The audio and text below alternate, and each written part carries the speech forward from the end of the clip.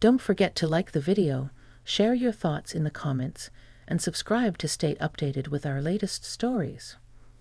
I never imagined that a simple sleepover at my best friend's house would lead to something so unforgettable, something that would linger in my thoughts long after that night had passed. It wasn't just the unexpected events of that evening, but the emotions they stirred, the quiet moments in between, and the way everything unfolded so naturally, as if it had been waiting to happen all along. It all started with an invitation, casual and innocent. "Hey, you should stay over this weekend," Sarah had said, her voice light and inviting over the phone. "It's been forever since we had a proper girls' night." She wasn't wrong. Life had gotten busy, too busy.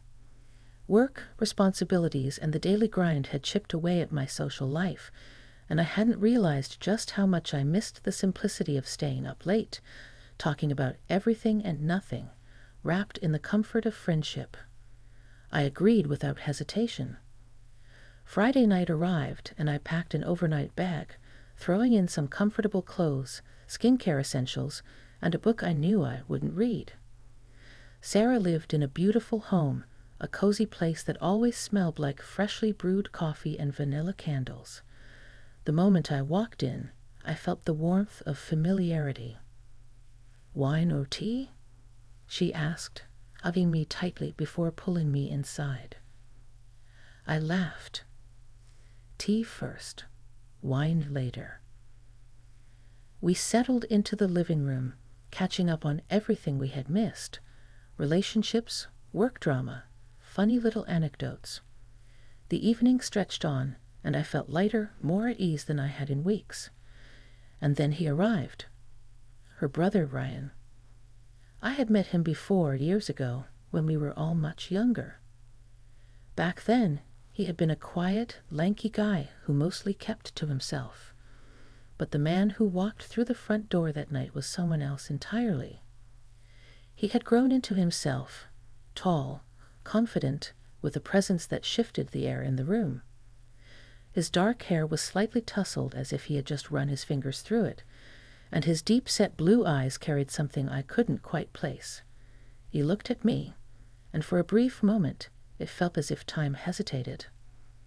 "Long time no see," he said, his voice smooth, his lips curling into a smile that was neither forced nor fleeting. "Yeah," I replied, sitting up a little straighter.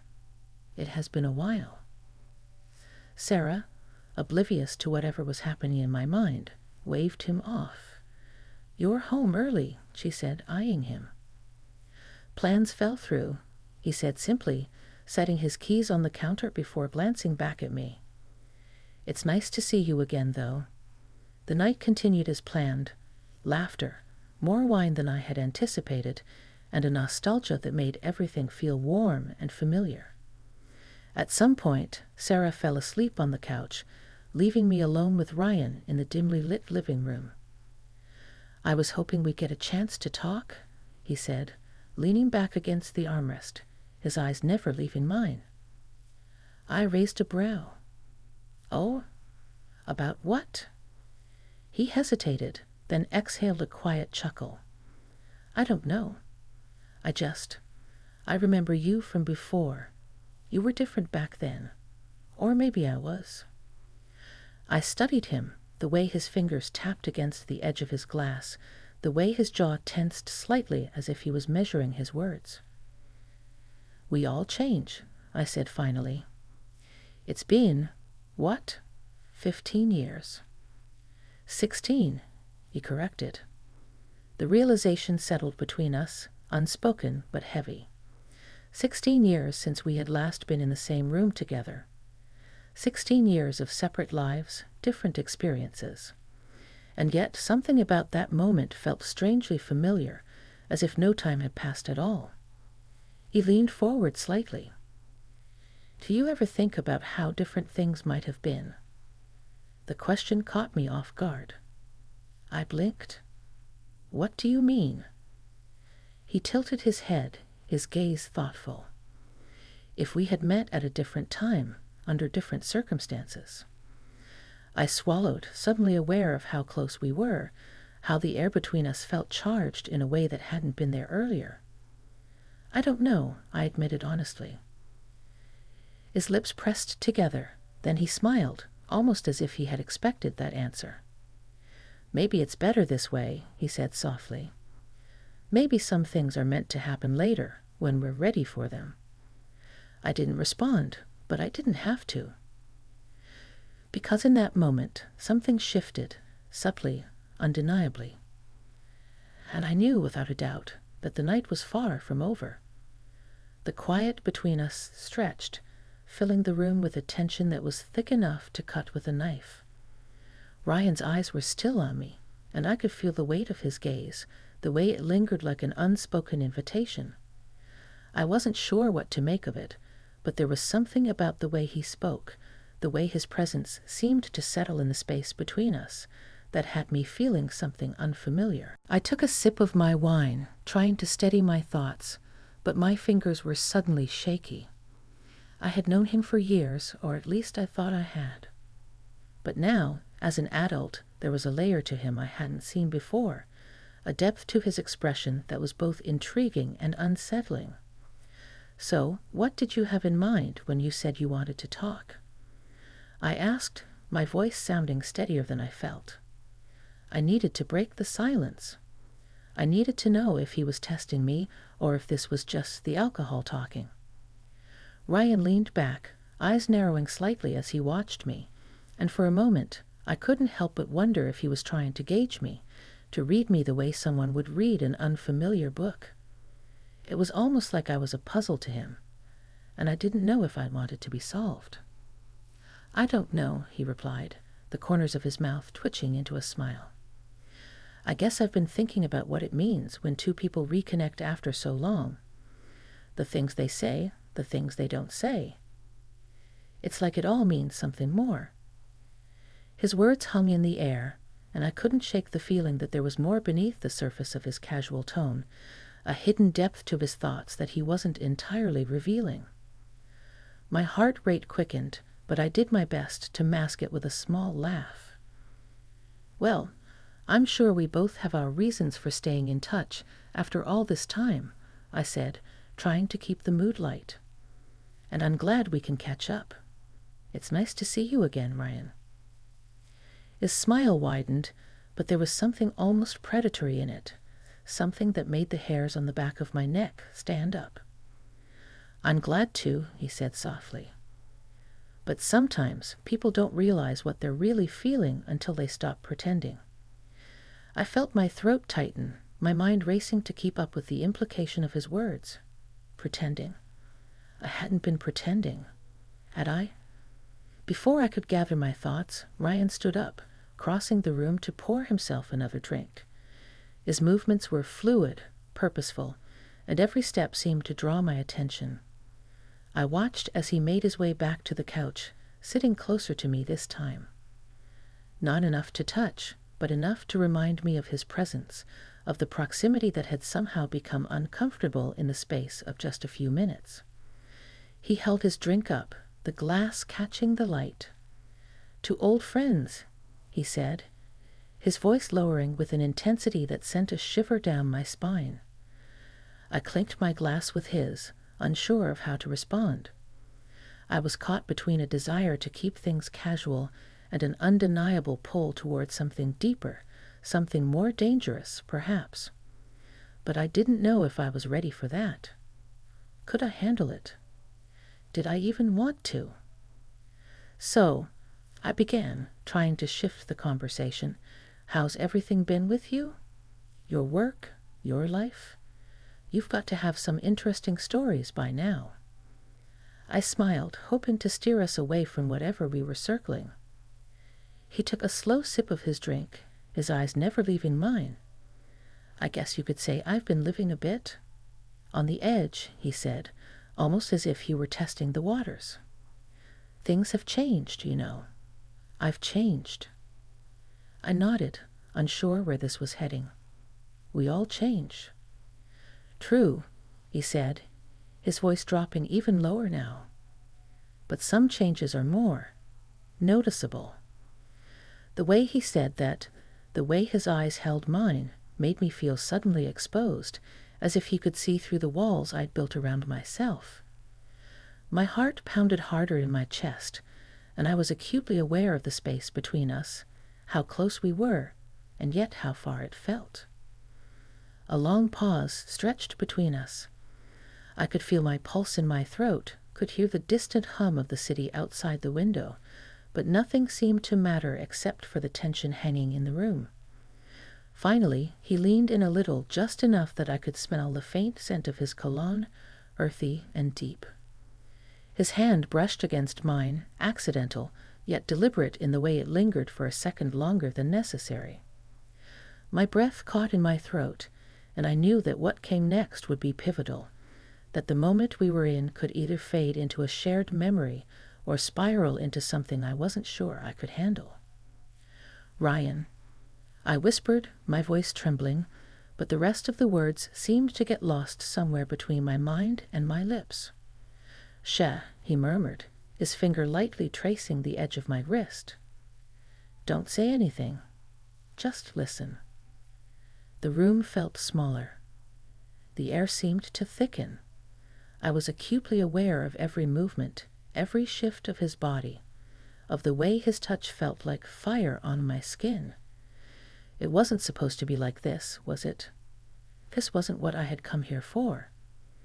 But in that moment, I felt the gravity of the situation, the pull towards something dangerous, something intense. I opened my mouth to speak again, to protest or pull back, but before I could, his lips were on mine, soft at first, testing, but then with a sudden urgency that stole my breath. I didn't pull away. In fact, the kiss sent a shock through my body, awakening something I hadn't known was dormant. It wasn't reckless or impulsive. It felt like something far more intentional, something that had been waiting in the background of my mind, just beneath the surface until now. When we finally broke apart, the world outside seemed distant, muted. All I could hear was the rushing of my heartbeat and the sound of his breath coming in soft, steady bursts. Ryan didn't speak for a long moment, and neither did I. The tension was still there, thick and tangible, but now it was a different kind of tension, one that made my skin tingle and my thoughts scatter. It was as if we had crossed some invisible line and there was no going back. "Are you okay?" he asked, his voice quieter now, almost vulnerable. I nodded slowly, still trying to wrap my head around what had just happened. But deep down, I knew that this was the moment that would change everything between us.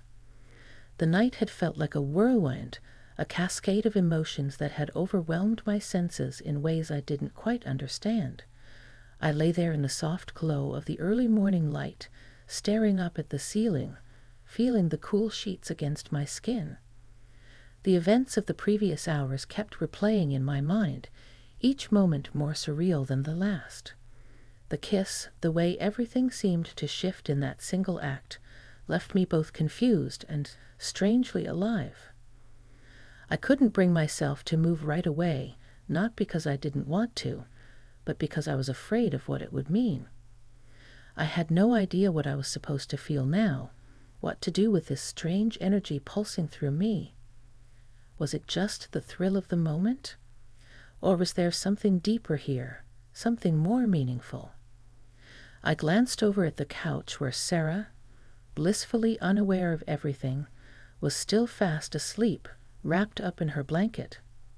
The familiarity of her presence, so peaceful and unaffected by the turmoil I felt, made me feel like an outsider in my own thoughts. How could something so simple as a sleepover have turned into something that stirred so much inside me? My phone buzzed on the coffee table, pulling me out of my reverie.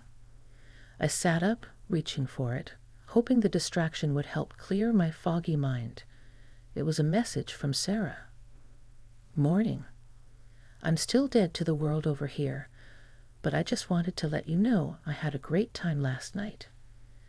Let's do this more often." Her cheerful message, so lighthearted and carefree, was the perfect contrast to the knot in my stomach. I smiled, but it was bittersweet. How could I explain what had happened? How could I possibly find the words to tell her? As I put the phone down, I glanced at the clock on the wall. It was already late morning, and I knew I couldn't stay in this bubble forever. I needed to face the reality of what had happened, to process it, whatever it was. But the idea of confronting Ryan made my stomach flip. What was he thinking? Was he as confused as I was, or had he already figured out where this might go? I had no answers, but I knew one thing for sure. Things were never going to be the same again. After a few minutes of sitting in the quiet, I finally stood up, grabbed my robe, and made my way to the kitchen. I needed something to settle my nerves, something to ground me. The warm smell of coffee greeted me as soon as I entered, and I smiled at the simple comfort it offered. But my mind kept drifting back to Ryan. He was sitting at the kitchen table when I walked in, a mug of coffee in front of him, his eyes still heavy with sleep, but there was something different about his expression. It was hard to place, but I felt like he was waiting for me. "Morning," I said softly, trying to sound normal, but it came out a little too quiet, almost fragile. "Hey," he replied, his voice smooth and steady, almost like he was holding something back. His gaze met mine, and for a moment I felt exposed again. "Sleep okay?" I hesitated before answering, unsure of how much of last night I should acknowledge. "I did, thanks. How about you?" "Better now," he said, his eyes lingering on me like he was watching for a reaction. I made my way to the coffee pot and poured myself a cup, needing the warmth to steady my hands. The silence between us felt heavy, and the tension from the night before was still thick in the air. The kiss, the unspoken connection. It was all still there, lingering like an uninvited guest. I couldn't keep avoiding it, though. We both knew it, and it seemed like neither of us was willing to speak first. Finally, Ryan cleared his throat, breaking the silence. "Last night." He trailed off, and I could hear the weight of his words before they even left his mouth. "I don't want to make things weird, but I don't regret it." I froze, the mug halfway to my lips. I hadn't expected that. Honestly, I wasn't sure what I had expected, but it wasn't that. "Neither do I admitted quietly, my heart thumping in my chest. "But this feels complicated, Ryan." "I know," he replied, and there was a sincerity in his voice that made my chest tighten. "I've been thinking about it too. I don't want you to think I'm just looking for something casual, because I'm not. But I also know it's a lot to process, and I'm okay if we need time to figure this out." I exhaled slowly, trying to collect my thoughts. His words were a relief in some ways, but they only added more complexity to the situation. We weren't just two people who had shared a kiss. There was history between us too. A history I wasn't sure we were ready to dig up. "Maybe we should just take things slow," I said, setting my mug down on the counter. "Figure out where we go from here without rushing anything." Ryan nodded, the tension in his body easing just slightly. "I agree. No pressure. We take it one step at a time." For a moment, we just stood there, sharing a quiet understanding. But even as the weight of the situation hung over us, I couldn't help but feel a sense of relief. Maybe this wasn't as complicated as I had imagined. Maybe it was just two people figuring things out, learning from each other, and taking their time to discover what came next. I glanced back at Sarah, still asleep on the couch. This wasn't something I could talk about with her. Not yet. Not until I had figured out what it meant. But I knew, deep down, that whatever happened between Ryan and me from this point forward would change everything. There was no going back. And maybe, just maybe, that was exactly what we both needed. The weeks that followed felt like a delicate dance. Ryan and I were careful, tentative even, as we navigated this new space between us. Every interaction was a little different, but it wasn't awkward. At least, not in the way I had feared. There was a subtle change, something unspoken that lingered in our conversations and the way we looked at each other. We didn't rush into anything. Instead, we allowed ourselves the time to breathe, to just be. It was strange, but comforting at the same time. We continued to meet up casually, just like we had before. But now there was an added layer to our relationship, a layer built on shared moments and quiet understanding. I noticed how our conversations seemed to have a depth that hadn't been there before. We were starting to trust each other more, to reveal pieces of ourselves we hadn't shared in years, maybe ever. The laughter came easier now, and the silences between us felt less heavy, like we were both comfortable with the unspoken bond that had formed. And then, one evening, it happened. We were sitting together in the living room, a comfortable distance between us, when Ryan reached over and took my hand. It was a simple gesture, but it felt like the culmination of everything that had been building between us. I looked at him, searching his face for any sign of hesitation, but all I found was warmth. He wasn't rushing. He wasn't expecting anything. He was just there, with me. "You know," he said softly, his voice almost a whisper, "I've been thinking a lot about that night." I didn't pull away. I couldn't. There was something about the way he said it, so quietly and thoughtfully, that made me want to hear more. "I've been thinking about it too," I replied, my heart racing slightly, but in a way that felt more like excitement than fear. "And I still don't know exactly what it means. But I do know that it's not something I regret."